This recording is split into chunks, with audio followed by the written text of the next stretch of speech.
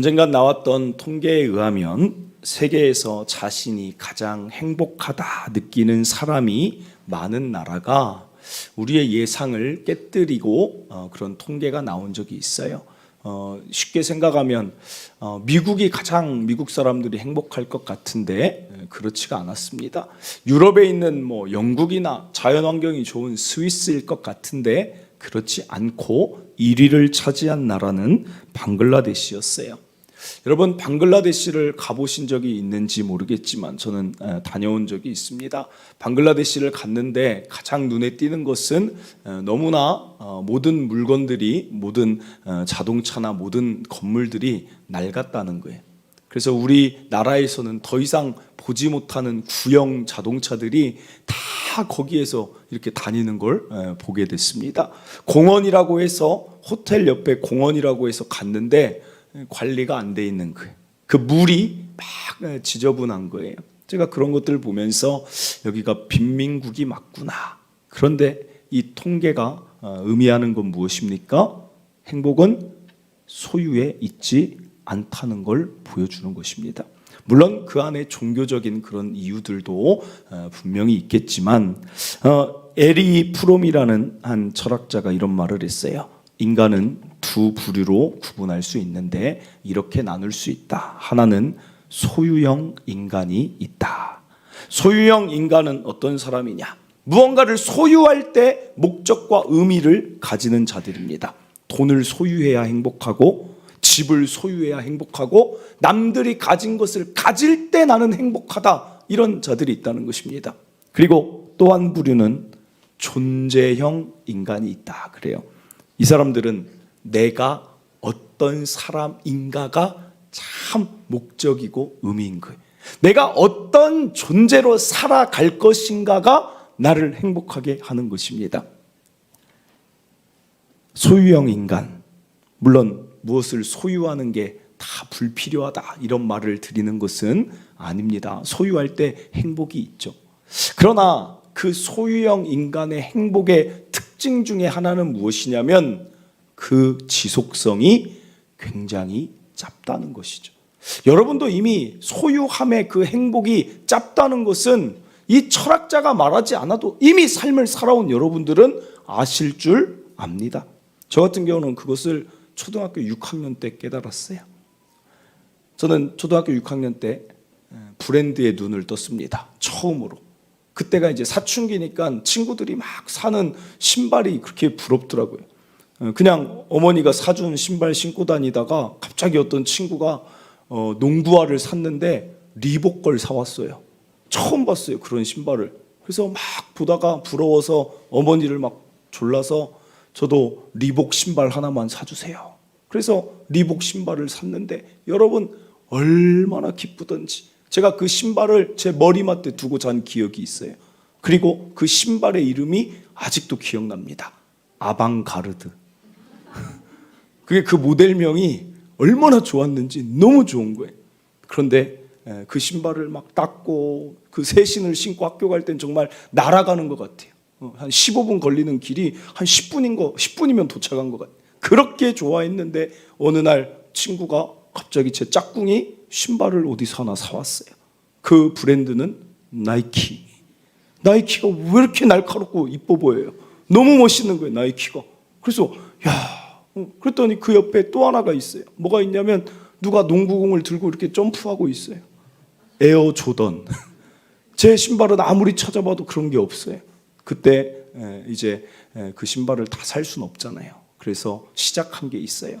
아이들이 그때 실내화가 흰색이었는데 다 같이 매직을 들더니 나이키를 그리기 시작했어요.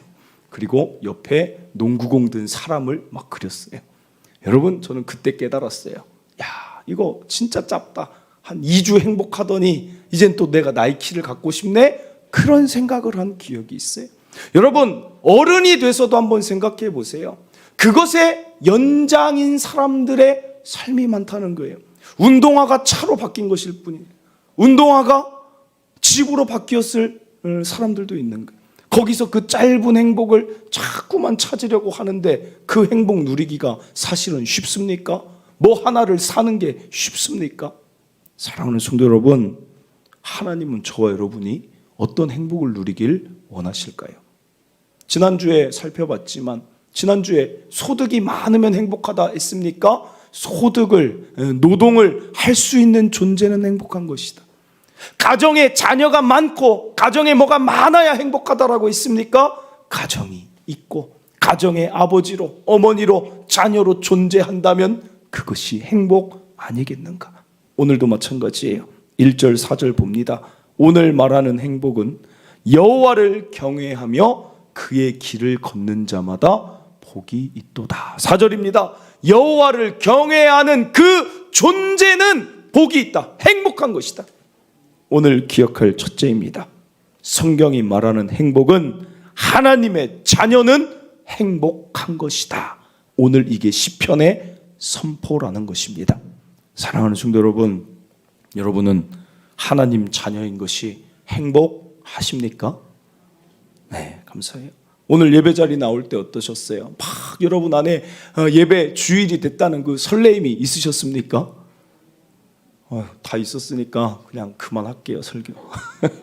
뭐 더 할 게 없네. 행복한데 뭐 할 게 있겠어요? 여러분, 언제나 감탄해야 돼. 감탄해야 돼. 저는 가끔씩 이 자리에 앉아 있어도 저는 참 낯설 때가 있어요. 제가 이 교회에 가장 오래 있었고 이 교회에 가장 많은 시간 예배당에 있는데 어떨 때는 참 낯설어요. 무슨 말이냐? 참 내가 여기 있을 존재가 아니었는데, 내가 여기 있을 사람이 아닌 걸 내가 알았는데, 나는 참 죄인이었고 믿지 않는 가정에서 태어났는데 어떻게 내가 오늘 하나님을 섬기는 이 최고 가까운 자리에 서 있는지 막 감격스러울 때가 있어요. 에베소 2장 3절, 우리는 어떤 존재였습니까? 전에는 우리도 다 그 가운데서 우리의 육체의 욕심을 따라 지내며 육체와 마음에 원하는 것을 하여 다른 이들과 같이 본질상 진노의 자녀이었더니, 이게 저와 여러분의 원래 모습 아닙니까? 예수를 인격적으로 만나기 전까지 저게 다 우리 모습 아니에요? 자꾸 많이 가지려고 하고 소유하는 데에서 행복을 찾는 본질상 진노의 자녀. 내 것 취하려면 다른 사람들을 짓밟아서라도 가지고자 했던 그게 우리 아니냐는 거예요. 사랑하는 성도 여러분, 그런데 오직 하나님이 예수님을 믿었다는 그 이유 하나만으로 우리를 어떻게 만드십니까? 고린도후서 5장 17절, 그런즉 누구든지 그리스도 안에 있으면 새로운 피조물, 새로운 존재다. 이전 것 지나갔으니 보라 새 것이 되었도다. 여러분 얼마나 기뻐요. 얼마나. 우리가 어떻게 새 것이 됩니까? 우리가 어떻게 새 것이 돼요? 요한복음 1장 12절, 영접하는 자 곧 그 이름을 믿는 자들에게는 하나님의 자녀가 되는 권세를 가진 존재가 오늘 저와 여러분이라는 것입니다. 여러분, 이게 왜 중요합니까? 이 세상은 다 사라져요. 소유의 행복을 찾아서는 안 되는 이유는 여러분 죽을 때 이 세상 것 하나도 안 가져가요. 그런데 하나만 남아요. 하나만 존재해요. 나예요. 나만 존재해요. 나만. 그러니까 내가 어떤 존재인가에 따라 우리의 내세가 결정되는 거예요. 새벽에 말씀드렸지만 제가 최근에 들었던 이야기 중에 정말 황당한 이야기가 있어요. 한 번 더 말합니다. 안 믿는 분들은 제가 목사인 것을 알면 그렇게 저하고 얘기하고 싶어요. 어떤 얘기하고 싶어 할까요? 안 좋은 이야기. 교회 안 좋은 이야기. 왜 자기가 교회 안 다니는지. 아무 말도 안 했는데 갑자기 대뜸 보자마자 그분이 저를 보자마자 난 교회 안 다녀. 저 뭐 아무 말도 안 했어요.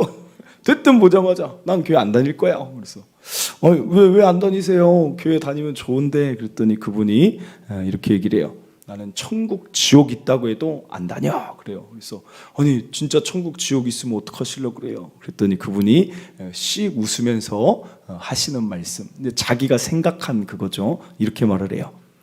나는 지옥 가도 적응할 수 있을 것 같아. 그래서 안 믿는구나. 제가 깜짝 놀랐어요. 인간의 적응력은 지옥에서도 적응할 수 있다는 거예요. 아니 이게 완전 잘못된 자신만의 생각이죠. 정말 우리는 지옥 하면 듣는 순간 그냥 생각도 하기 싫은 건데 어떻게 인간이 하나님의 진노를 감당할 수 있다고 생각을 하는지, 그래서 교회 안 다니는구나.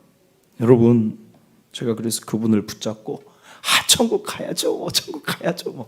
그럼 거기서 지옥 가면 안 돼요. 지옥 가면 진짜 무서워요.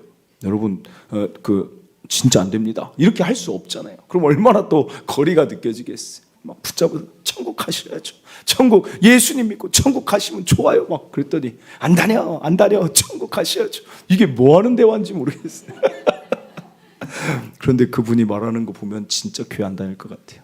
진짜 안 다닐 것 같아요. 그 굳은 마음, 그게 어떻게 해서 풀려야 될지, 저도 어떤 얘기를 한다고 그분이 하나님을 알게 될지, 예수를 믿게 될지 전혀 방법이 안 보이는 거예요. 그래서 그분을 위해 기도를 시작해야겠다, 그런 생각을 했습니다. 여러분, 죽음의 순간 보신 적 있습니까? 여러분 살면서 이제 막 임종, 죽음을 이제 맞이하는 분들을 본 적 있어요?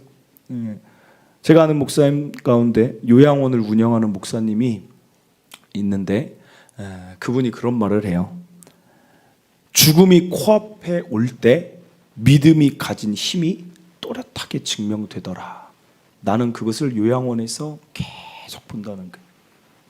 아무리 세상에 많은 걸 가졌고 명예가 있던 자도 죽음 앞에서 이렇게 믿음 없는 자들은 이렇게 초라해질 수가 없다는 거예요.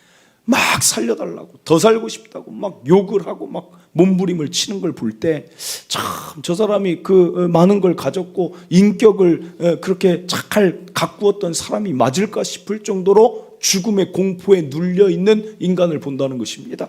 그런데 세상적으로 아무것도 소유하지 못한 것 같고 그렇게 유명한 사람이 아닌 것 같은데도 믿음이 있다는 그 이유 하나만으로 죽음의 공포를 이겨내고 오히려 죽음을 기다리고 평강을 누리는 사람을 볼 때, 예수를 믿는다는 것은 얼마나 큰 축복인가. 이것은 반드시 세상에서 이 존재가 되어야 된다는 것을 그는 매일 본다는 거예요. 매일 죽음의 순간마다. 그리고 목사여서 그분과 제가 본 것인지 모르겠지만, 여러분 실제로 돌아가신 분들 얼굴을 보면 달라요. 여러분도 느끼시나? 그걸 모르겠어요. 제가 목회자니까 저한테 그런 것을 보게 하시는 건지, 예수님 믿고 돌아가신 분은 평안해요. 그래서 당장 입에서 나오는 소리가 천사 같다는 소리가 나와요. 예수 믿지 않고 돌아가신 분은 보는 순간, 죄송합니다, 섬뜩해요. 도대체 죽음의 그 마지막 순간에 어떤 일이 그 인생에, 그 영혼에 일어나는지, 여러분 진짜예요, 진짜. 사랑하는 성도 여러분, 제발 소유형 인간이 되지도 마시고 소유형 인간을 부러워하지도 않길 바랍니다. 누가 누구를 부러워해야 돼요? 예수를 알고 하나님의 자녀가 된 권세를 지닌 그들이 우리를 부러워해야 되는 거예요. 우리를. 세상을 부러워할 게 아니라 세상이 우리를 부러워해야 된다니까요. 그게 저와 여러분인데, 제가 이런 말씀 드리면 여러분들이 이런 질문할 수도 있어요. 어떤 질문할 수 있을까요? 목사님이 몰라서 그래. 목사님이 많은 것을 소유 안 해봐서 그래. 그럴 수 있죠. 저는 많은 것 소유 안 해봤으니까. 더 좋은데 안 다녀봐서 그래. 여러분들이 저한테 그럴 수 있지만, 그래서 하나님이 어떤 인물을 성경에 두셨습니까? 모든 것 다 가져보고 모든 것 다 해본 인물을 그럴 줄 알고 준비하셨어요. 그게 누구예요? 솔로몬이잖아요. 솔로몬. 요새 솔로몬 계속 보는데 보세요. 전도서는 솔로몬이 노년에 회개하고 지은 성경이다 하는데 2장 4절 6절입니다. 솔로몬이 얘기해요. 나의 사업을 크게 하였다. 내가 나를 위하여 집도 지었고 포도원도 일궜다. 여러 동산과 과원도 만들고 각종 과목을 심었다. 나를 위하여 수목을 기르는 살림에 물을 대기 위하여 못들, 연못까지 팠다. 남녀노비들을 사기도 하였고 나를 위하여 집에서 종들을 낳기도 하고, 나보다 먼저 예루살렘에 있던 모든 자들보다도 내가 소와 양떼의 소유를 더 많이 가졌으며 은, 금과 왕들이 소유한 보배와 여러 지방의 보배를 나를 위하여 쌓고, 또 노래하는 남녀들과 인생들이 기뻐하는 처첩을 많이 두었노라. 여러분, 이게 무슨 말이에요? 나 다 해봤다, 그 얘기야. 나 다 해봤다. 나 이 세상에 할 수 있는 거 나 다 해봤다. 지금 그 얘기하는 거예요. 그리고 10절에 뭐라고 말합니까? 한술 더 떠서 얘기합니다. 무엇이든지 내 눈이 원하는 건 내가 금하지 않고 무엇이든지 내 마음이 즐거워하는 건 내가 막지 않았다. 나는 내 원하는 대로 내가 하고 싶은 대로 다 하고 살았다 그래요. 정말 그렇게 살았어요. 그런데 그가 하는 말의 결론이 뭐예요? 11절입니다.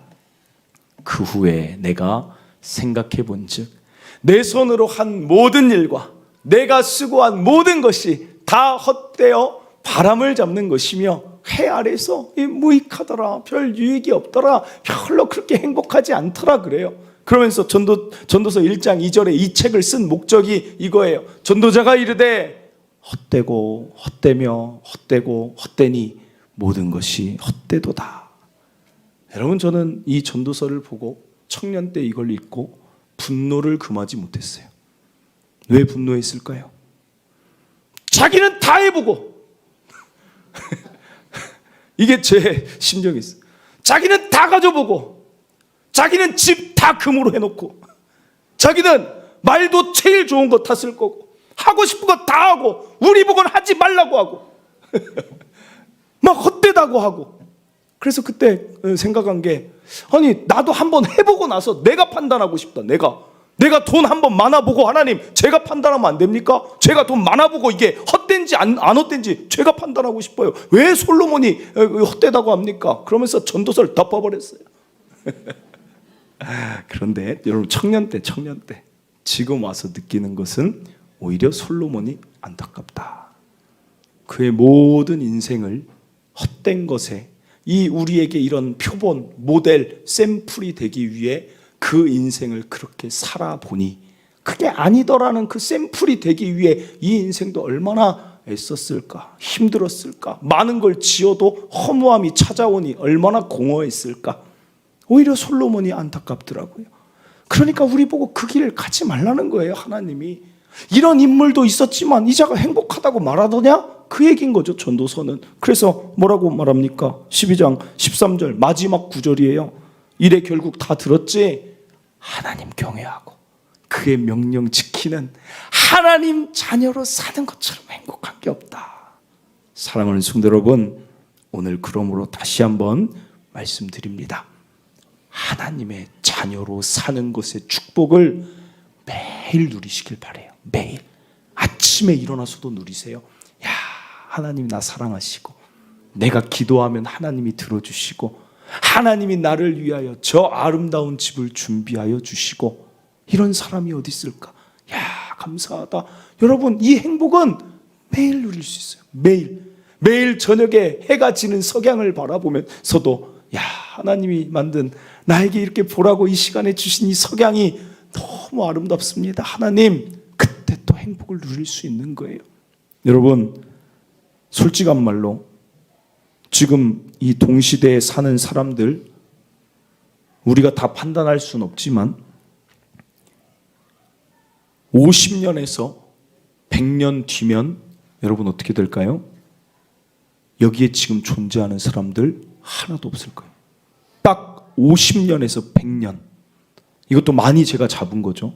50년에서 100년 뒤면 지금 동탄뿐 아니라 우리랑 지금 함께 살아가는 이 시대 사람들 한 사람도 없을 거예요. 한 사람도. 그게 우리 삶이에요. 그게 우리 삶. 동탄에서 하나님 나라 들어갈 사람들 몇 명이나 될까요? 몇 명이나 될 것 같아요? 여러분, 그 안에 우리가 속해 있다는 거예요. 그 하나님의 50년에서 100년 뒤면 하나님 나라에 들어갈 그 사람 안에 저와 여러분이 속해 있다는 것은 큰 안도와 감사와 행복할 이야기라는 것입니다. 오늘 저와 여러분의 행복이 어디 역에 가까이 사느냐, 여기에 있지 않아요. 어떤 거가 많이 올랐다, 여기에 두지 마세요. 내가 그 안에, 이 짧은 인생 안에 하나님 나라에 속했다는 것이 우리를 행복하게 하기를 간절히 바랍니다. 이어서 한 가지만 더 살펴봅니다. 5절 6절에 보면 행복이 어디에 있는지 말합니다. 여호와께서 시온에서 내게 복을 주실지어다. 너는 평생의 예루살렘의 번영을 보며 내 자식의 자식을 볼지어다 이스라엘에게 평강이 있을지로다. 여러분 여기 보면 행복이 어디에 있다 그래요? 5절에 다시 보면 시온에 있대요. 시온. 시온이 도대체 뭘까? 이사야 2장 3절입니다. 많은 백성이 가며 이르기를 오라 우리가 여호와의 산에 오르며 야곱의 하나님 전에 이르자. 그가 그의 길을 우리에게 가르치실 것이라. 우리가 그 길로 행하리라 하리니 이는 율법이 시온에서 나오는 거예요. 시온에서. 시온은 하나님이 통치하시는 곳을 말해요.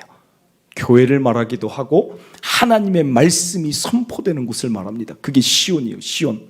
그러므로 오늘 기억할 둘째, 행복이 어디에 있어요? 하나님의 말씀을 따라갈 때 행복이 거기 있다는 것입니다. 여러분 이것을 한마디로 말하면 순종이라 그래요. 순종이라는 단어를 듣자마자 여러분들은 어떤 얼굴을 짓느냐? 얼굴이 굳어진다는 거예요. 여러분 순종 좋아하십니까? 순종 좋아하세요? 순종하며 사는 거 좋아하세요? 이럴 줄 알았어요. 제가 이럴 줄 알았어요. 그래서 제가 설교를 하는 거예요. 이럴 줄 알았어요. 왜 순종을 우리는 싫어할까요? 그 이유는 우리는 처음부터 불순종의 그 피가 그냥 흐르는 거예요. 아담과 하와의 그 불순종이 흐르는 거예요. 어쩔 수 없어요. 여러분이 당연한 결과입니다. 그래서 오늘 순종에 대해서 좀 달리 생각해 보자는 거예요. 여러분 하나님이 왜 순종을 요구하실까? 내 말대로 안 살면 너희 큰일 날 줄 알아? 이런 게 아닙니다. 하나님께서 제가 쉽게 설명해 드릴게요. 우리가 해외여행을 한번 간다고 생각해 보세요. 전혀 모르는 곳, 한 번도 안 가본 곳 가려면 어떻게 가야 돼요? 지도를 펴고 미리 인터넷 검색을 하고, 그런데 막상 가도 그 지도와 인터넷에 보이는 대로 잘 안 되는 거예요. 제가 아는 분이 부부끼리 아이들을 집에 맡기고 처음 해외여행을 갔대요. 다시 좋았어요 했더니 다시는 그래요. 좋았어요 하는 순간 바로 다시는 안 갈 거예요. 그래. 왜냐면 계속 이 한국이랑 다르니까 이 찾았는데도 그 길이 아닌 거예요. 그러니까 고생을 너무 많이 하니까 더운 나라 가니까 막 부부끼리 오히려 그냥 쉬자, 뭐 한 군데라도 더 보자, 막 다툼이 일어났는데 다시는 안 간다고. 다시는. 여러분 식당도 갔는데 어때요? 저도 대만에 자유여행으로 한번 우리가 간 적이 있어요. 우리 사모가 막 어떤 대만 여행 책을 한번 사서 아이들이 어리니까 가까운 데로 가서 한번 여행을 가자. 대만 책을 사서 막 공부를 하고 그러고 이제 와이프만 믿고 갔어요. 갔더니 야 여러분 와 한국에서도 그렇게 안 걸어봤어요. 한 번 나갔다가 걸어오면 그 일정이 얼마나 빡빡한지, 한 번 나갔다 여기 갔다 저기 갔다가 지하철 타고 갔다 오면 한 25,000보 막 걷는 것 같아요. 막 여기에 애를 들쳐갖고 카메라 들고 뭐 들고 여기 막 한참 오르막 막 올라갔더니 갑자기 여기가 아닌 것 같아. 그럼 그래 또 내려가자. 아휴 정말 여행은 저는 패키지가 좋더라고요. 너무 힘들더라고요. 여러분 그것이 여행의 묘미라고 하는 분들도 있겠지만 그거는 며칠짜리 여행일 때 그런 거예요. 그런데 이렇게 한번 생각해 보세요. 만약에 내가 어떤 나라를 가고 싶은데 거기에 내 초등학교 중학교 때까지 제일 친한 친구가 그 나라에 한 20년 살고 있어요. 그 친구가 야 오면 비행기만 가지고 와. 내가 가이드 다 해줄게. 그럼 여러분 그 친구 따라갔더니 친구가 야 일로 와봐. 여기로 가면 진짜 맛있는 현지인 맛집이다. 야 여기로 가면 진짜 풍경이 끝내주는 데가 있다. 여기 숙소 가면 여기가 가격 대비 정말 좋아. 여기서 자고 내일 여기 조식 잘 나오니까 이거 먹고 그 다음에 또 내가 좋은 데로 갈게. 그러면 여러분 둘 중에 골라보세요. 둘 중에 가이드 없이 가는 여행 가실래요? 아니면 그 현지인 내 친한 친구 있는 그 여행 가실래요? 어디 가실래요?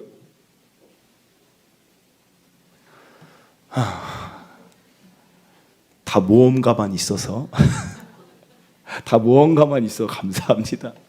여러분 두말할 거 없죠. 두말할 거 없죠. 내 친구 있는데 가는 거예요. 마찬가지예요. 여러분 우리 인생의 여행을 가장 잘 가이드 해주실 분이 누굽니까? 이 세상을 가장 잘 아는 가이드가 누구냐는 거예요. 이 세상 우리를 알고 우리 각자에게 가장 맞춤으로 가장 좋은 곳으로 인도하실 가이드가 누구냐는 거예요. 여러분, 순종에 대한 관점을 바꿔야 된다는 거예요. 이 순종이라는 게 우리를 억압하려고 하나님이 하시는 게 아니라 내가 너희들 가이드해 줄게, 이거예요. 가이드. 이 땅에서 이쪽으로 가면 가장 좋은 게 있어. 그래서 성경에는 어떤 이 모티프라고 혹시 들어보셨습니까? 어떤 주제를 연상할 수 있도록 계속 모티프라 그래요. 그것을 반복해서 연상할 수 있는 것이 성경에는 어떤 모티프를 사용하냐면 길이라는 모티프를 사용해요. 그래서 잠언이나 시편을 보면 뭐라고 나옵니까? 길에 대한 표현이 많아요. 의인의 길은 이럴 것이고 악인의 길은 이럴 것이다. 그러니까 우리의 신앙을 어떻게 표현해요? 길로 표현하는 길. 하나님이 무섭게 해서 신앙생활이 뭐냐 할 때 여러분, 하나님이 말씀 안 들으면 우리를 혼내고 무섭게 하는 신, 이런 게 신앙이 아닙니다. 신앙은 길이에요. 길. 어느 길에 있을래? 어느 길을 따라갈래? 그래서 이것을 캐치한 자가 누굽니까? 다윗이잖아요. 다윗. 그래서 다윗이 어떻게 우리를 이제 이 모티프를 깨닫고 어떻게 신앙을 이야기해요? 시편 23편이 그거예요. 시편 23편. 시편 23편 1절입니다. 여호와는 나의 목자시니 내게 부족함이 없으리로다. 이게 우리의 신앙이라는 거예요. 길 위에 여러분 한번 생각해 보세요. 우리에게 여러 가지 길이 있는데 우리는 신앙의 길을 간다는 것은 길 위에 누가 계시는 거예요? 목자, 가이드 되신 하나님이 거기 계시고 그분 뒤를 따라가는 양이, 그게 우리의 신앙을 한마디로 표현하고 그림으로 표현하자면 그게 우리 신앙이라는 거예요. 그게 우리 신앙이에요. 그러면 2절 3절 양이 할 일은 뭐예요? 그냥 따라가면 돼요. 따라가면 그가 나를 푸른 풀밭이 길 따라 가다 보면, 가이드 따라가 보면 좋은 식당이 나오는 것처럼 푸른 풀밭이 나온다는 거예요. 쉴 만한 물가가 나와서 숙소를 가이드가 잘 잡아준다는 거예요. 3절입니다. 내 영혼을 소생시키시고 자기 이름을 위하여 의의 길로 인도하시는도다. 그러므로 오늘 순종에 대한 여러분이 즐거움으로 바뀌셨으면 좋겠어요. 야, 하나님 목자 따라가면 이렇게 좋은데 이걸로 바뀌셨으면 좋겠어요. 여러분 한번 생각해 보세요. 여러분의 그 인생의 길에 지금 하나님이 목자로 계십니까? 아니면 여러분이 지팡이를 쥐고 여러분이 그 길 위에 여러분이 목자로 서 있습니까? 그런데 한 가지 더 점검해야 돼요. 우리는 목자가 될 수 없어요. 우리의 존재는 양이에요. 양이 목자 행세를 하면 그 길은 고생길이 열리는 거예요. 이 비유가 기막힌 게, 양은 우리를 비유했죠. 양이라는 동물의 특징, 예전에도 말씀드렸지만 양은 앞을 잘 못 봐요. 앞날을 예측을 잘 못하는 거예요. 절벽이 있어도 막 가는 거예요. 양은 넘어지면 혼자 잘 못 일어나요. 여러분, 이게 어떻게 보면 이 양이 하나님이 우리 때문에 만든 동물 같아요. 우리 강한 것 같지만 한번 넘어지면 잘 못 일어나는 거예요. 그리고 이 양이 어떤 특징이 있는 줄 아십니까? 우리랑 똑같은 부분이 있어요. 고집이 세요. 고집. 그럼 막 들이받는 거예요. 막 자기 마음대로 안 되면 막 성질내요. 그러면서 양이 겁이 많대요. 겁이 많아. 우리랑 똑같지 않아요. 겁이 많은 거예요. 예민하고 겁이 많은 거예요. 그런데 이 양은 그렇게 겁도 많고 고집 부리는데 또 가장 큰 특징은 공격 무기도 없어요. 공격 무기가 없어서 우리가 토끼 먹이 줄 때도 어떻습니까? 나무에다 이 당근 꽂아서 줘야 하잖아요. 토끼 이빨 때문에. 그런데 양떼 목장 같은 데 가면 여러분 어떻게 해요? 그냥 손으로 먹이를 주잖아요. 왜요? 양은 윗입술이 없어요. 그러니까 그게 물릴 만한 그게 없는 거예요. 그러니까 우리가 애들 와 양이다 하면서 먹이 주라고 손 대잖아요. 그러니까 자기를 지킬 수 있는 능력이 하나도 없는 게 양이에요. 그런데 양이 내 인생의 길을 자기 혼자 걷는다. 그럼 어떻게 되겠어요? 죽음의 길인 거죠. 어둠의 길인 거죠. 사랑하는 성도 여러분, 그래서 스가랴 10장 8절에 하나님이 자신을 양으로, 자신이 목자로 말합니다.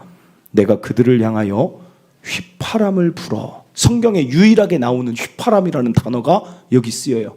휘파람은 누가 부는 거냐면 목자가 양을 부를 때 위험한 길로 또 막 가고 있으면 휘파람을 불어요. 그럼 양이 그쪽으로 오는 거예요. 그러니까 내가 휘파람을 불 때 그들을 모아서 그들이 전에 번성하던 것 같이 내가 해줄게 그래요. 그러니까 사랑하는 성도 여러분, 저와 여러분이 할 일은 뭐예요? 휘파람 듣고 따라가는 거예요. 그게 신앙이고 그게 가장 행복한 길이라는 것을 오늘 저와 여러분이 이 자리에서 확신하셨으면 좋겠어요.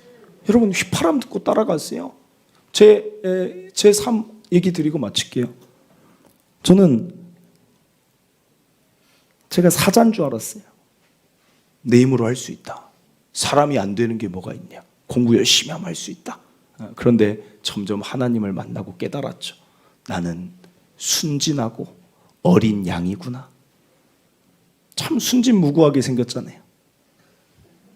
아니, 저 혼자 생각이에요. 그래서 그때부터 제가 양이라는 걸 깨닫고 그때부터는 이제 휘파람 듣는 거예요.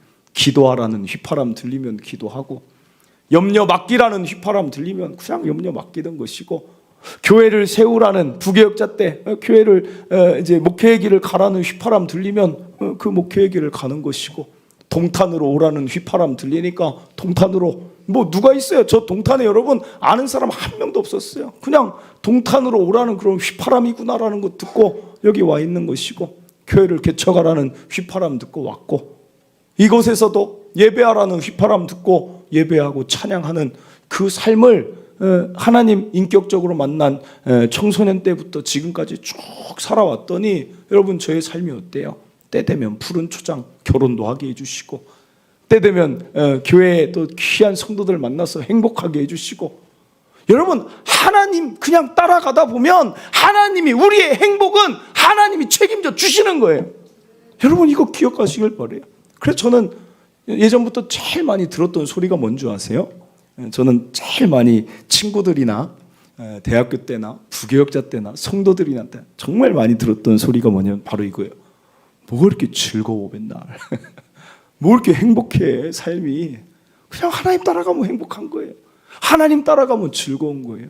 사랑하는 성도 여러분, 저는 저와 여러분이 행복했으면 좋겠어요. 막 즐거웠으면 좋겠어요. 염려 근심 없었으면 좋겠어요. 그러면 삶을 좀 단순화시키세요. 다른 것 복잡하게 막 이것저것 해서 행복하려고 하지 말고 나는 그냥 휘파람 듣고 따라가야지.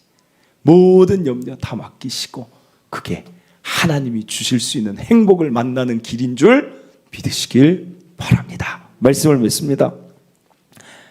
행복이 어디 있는가 여러분도 찾고 계셨겠지만 첫째로 우리 존재 이 자체가 행복임을 기억하시길 바랍니다. 하나님 자녀가 된 이 신분이 여러분을 날마다 가슴 설레이게 되기를 바랍니다. 둘째로 행복은 시온에 있습니다.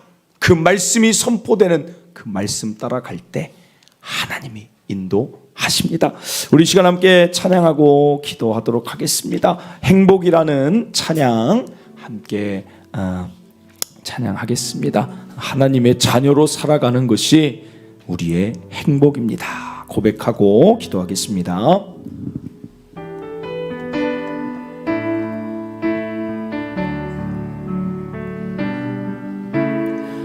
화려하지 않아도 정결하게 사는 삶 가진 것이 적어도 감사하며 사는 삶 내게 주신 작은 힘 나눠주며 사는 삶 이것이 나의 삶의 행복이라 눈물 날 일 많지만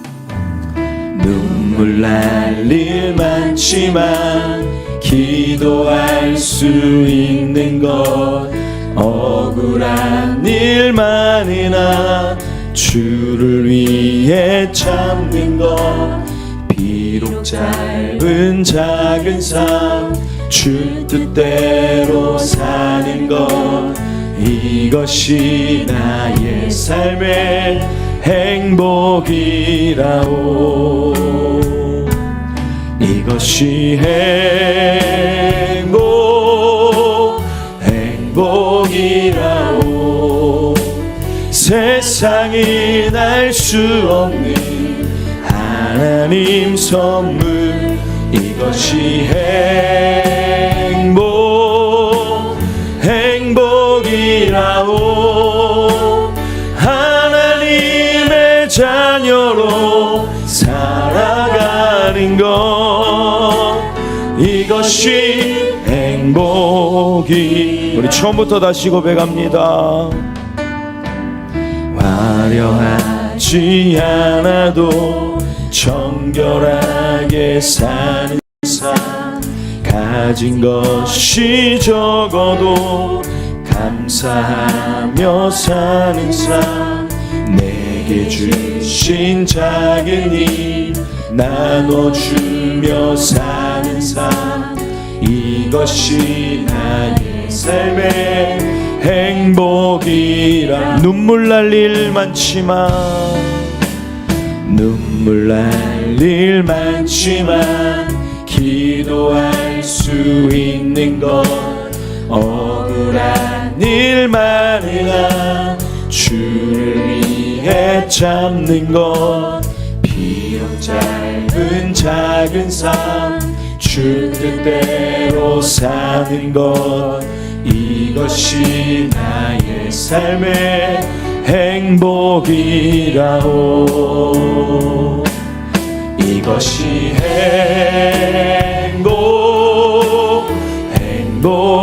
행복이라오. 세상이 날 수 없는 하나님 선물, 이것이 행복이라오. 하나님의 자녀로 살아가는 것, 이것이 행복이라오.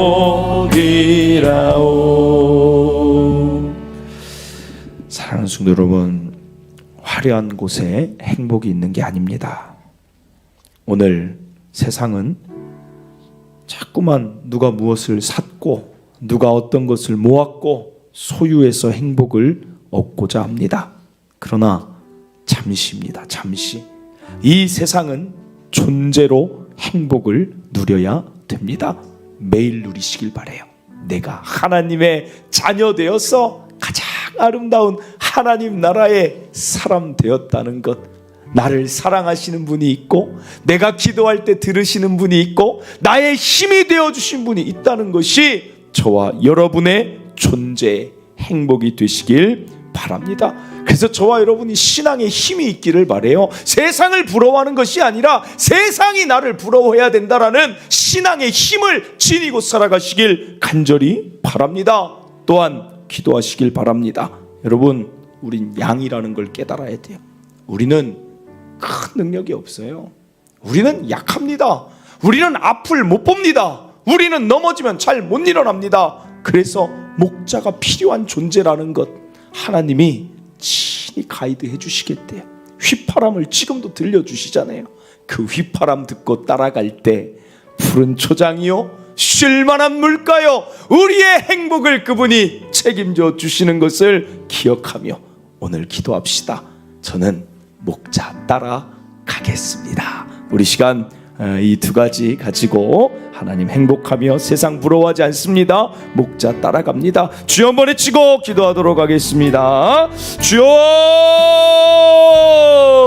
하나님 아버지 감사를 드립니다. 오늘 하나님 이 말씀 가운데 하나님 우리가 어떻게 살아가야 하는지, 하나님 우리가 어떤 것에서 행복을 누려야 되는지 알려주시니 감사합니다. 하나님, 오늘 우리 하나님 자녀된 신분으로 말미암아 하나님 행복한 자들 다 되게 하여 주시옵소서. 세상의 소유에 하나님 행복을 하나님 두지 아니하게 하여 주시고, 내가 나를 사랑하신 하나님 때문에 늘 행복하고 나에게 힘을 주시는 하나님 때문에 행복하고, 나의 삶을 지켜주시는 하나님 때문에 행복하고, 나를 영원히 하나님 나라에 두실 하나님 때문에 행복한 우리가 되게 하여 주시옵소서. 이것은 매일 누릴 수 있습니다. 아침에 일어나서 누릴 수 있고, 하나님 점심이 돼도 누릴 수 있고, 저녁이 돼도 누릴 수 있는 이 아름다운 행복한 삶, 날마다 누리는 자 되게 하여 주시옵소서. 나아가 하나님, 행복은 멀리 있지 않습니다. 이 길 위에 서 있어야 되는데 하나님이 나의 목자로 서 계셔야 되고, 그 음성과 그 휘바람 들으며 걸어갈 때 우리의 삶은 행복한 줄 믿습니다. 하나님, 이것을 잊지 않게 하여 주시고 양으로 사는 자 되게 하여 주시옵소서. 내가 내 인생 다 이끌어가지 못합니다. 하나님이 인도하여 주시는 것입니다. 하나님, 그 앞에, 하나님 목자 되신 그 앞에 겸손히 나 자신을 낮추고 언제나 따라가는 자 되게 하시고, 언제나 귀가 열리게 하시고 듣는 마음을 허락하여 주시고, 하나님이 말씀하시면 언제라도 그 휘파람 소리에 그 방향으로 나를 맞추며 하나님 따라가게 하여 주시옵소서. 그때 우리는 푸른 초장을 만나고 쉴만한 물가를 만나며 우리의 영혼이 소생하는 것을 경험할 것이며, 의의 길로 우리는 인도되어짐을 하나님 경험하며 사는 모든 성도들 되게 하여 주시옵소서. 주 감사합니다. 주 감사합니다. 하나님 감사합니다. 오늘 행복을 향해 나아가는 우리에게 참 진리를 알려주시니 감사합니다. 소유에 있지 않습니다. 행복은 내가 하나님 자녀가 되었음이 행복입니다. 나를 사랑하시는 분이 있다는 게 행복하고, 오늘도 내가 기도할 때 내 기도에 응답하여 주시고 눈동자같이 우리를 지켜보시는 그분이 있고 나는 그분의 자녀됨이 행복한 것입니다. 죽음도 두려워하지 않는 이 신분을 얻었고, 죽음 뒤의 세상에서 영원한 하나님 나라에서 누리며 살아갈 나의 신분을 생각하며 이 사라질 세상, 50년 뒤면 내가 존재할지, 100년 뒤면 이 시대 사람들이 존재할지 전혀 그렇지 않은 이 세상, 짧은 세상, 나의 존재가 얼마나 대단한 존재이며 축복받은 존재인지 이것에서 행복의 힘이 나오게 하여 주시옵소서. 세상이 우리를 부러워해야 될 줄 믿습니다. 오늘도 기도합니다. 하나님, 나는 양입니다. 나는 양인데 자꾸만 내가 목자 되어서 살려면 자꾸만 다른 길로 가고 힘든 길이 나타나고 위험이 도사립니다. 나는 목자 대신 가이드 되어 주시고, 여기에 가장 아름다운 게 있으니 여기 나를 따라와라, 여기 이 말씀대로 여기 따라오면 여기에 행복이 있다. 늘 우리에게 휘파람으로 음성으로 말씀해 주시는 하나님 따라감으로 푸른 초장이며 쉴만한 물가 늘 누리는 행복한 우리 모든 성도들 반드시 되게 하여 주시옵소서. 오늘도 따라갑니다.